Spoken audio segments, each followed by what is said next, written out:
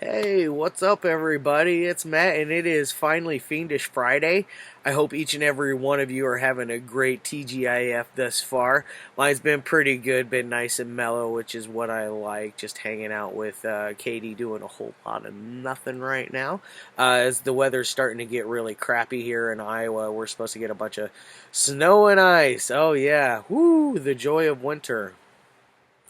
Anyways, now, let's get on to today's movie. It's a really, really wild one. I originally had something else planned for today, but we watched this one last night, and I immediately knew I needed to do it for today's review, and I needed to do it like ASAP because it was so good and it blew my freaking mind like how crazy good it was.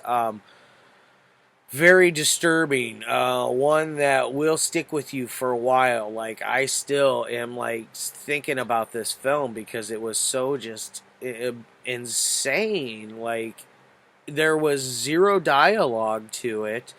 Um, the acting was done so perfect without even having to have dialogue. There were people talking, but you couldn't hear them. You heard either like music or birds chirping or something along that lines to muffle them out. Like you didn't. There was no dialogue whatsoever that you could hear. It was all having to be done with movement, pantomime acting, and with your eyes. If that's like this movie, the three stars of it, him, her, and the other, they all three of them, and that's their characters' names is him, her, and the other. Um, and all three of them acted their asses off. I feel like in this film, and they deserve a lot of credit for it. And the director for it did an amazing job. I am very happy with this one. It is actually now my favorite out of his three films that I've seen thus far. It probably will stay my favorite for a while because it just stuck with me so much more. Like it hit me a lot harder than the other two did, and this one really packs a wallop. It's from 2014, so it's a few years old. It's running about an hour and 35 minutes. I don't know if the any of the other releases are longer or shorter of this. This is the Wild Eye release that I have.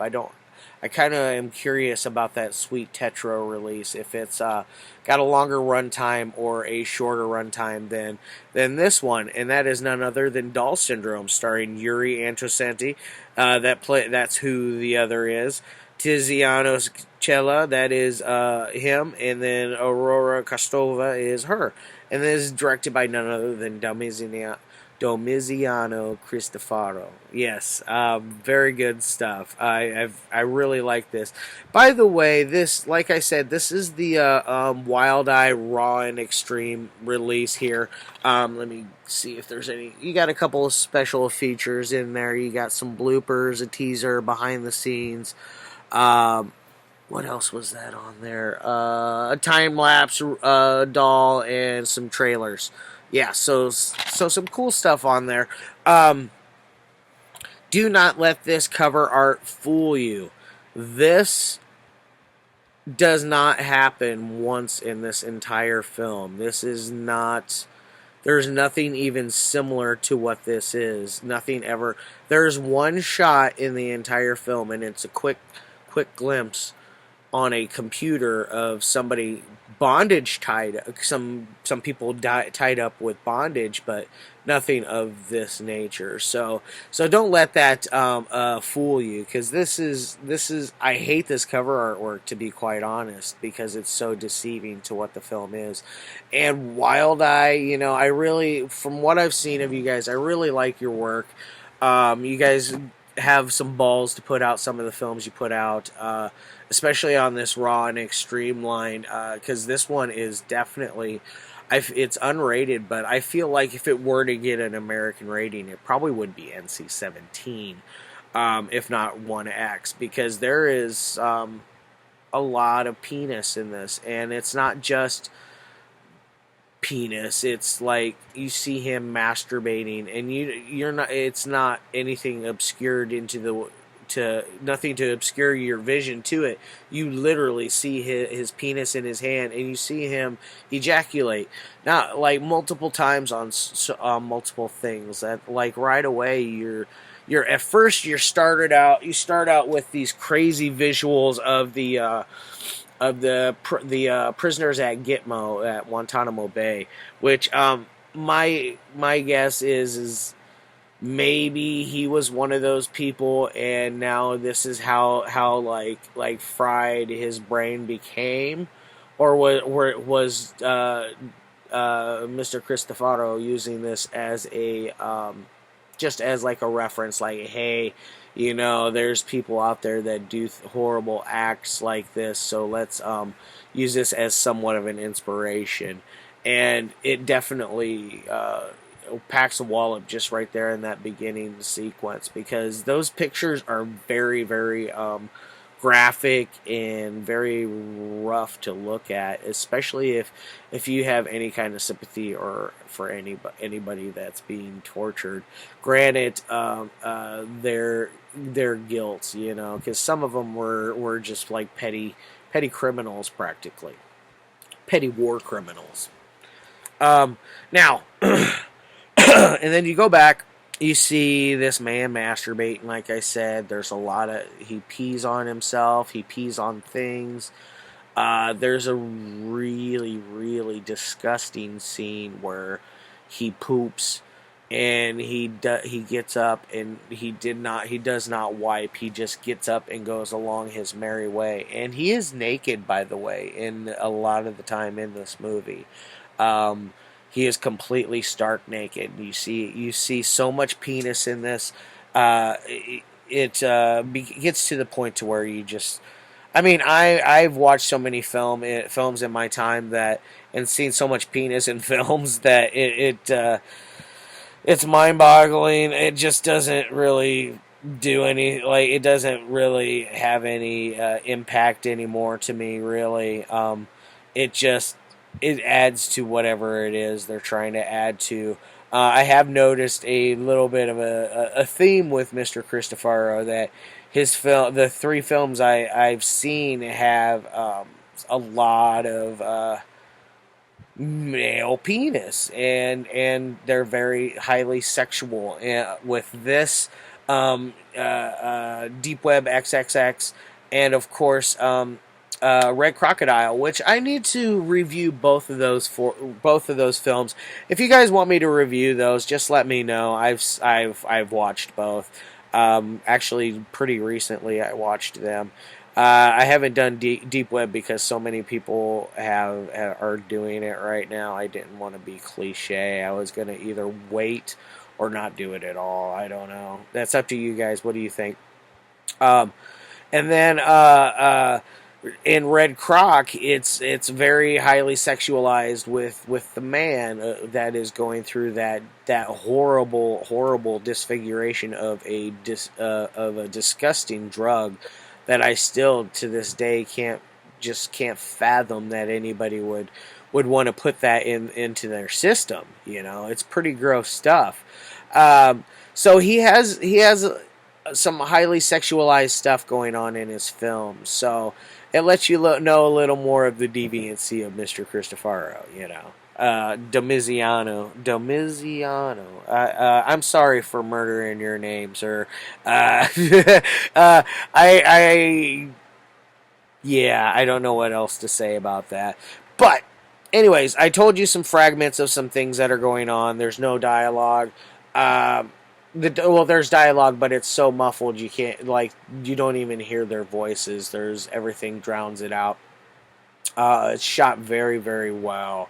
There's some very cool camera angles and cinematography going on that it's almost poetic in places. That's how well this one is made. It's I would say it's, out of the three films of his I've seen, it is absolutely my favorite.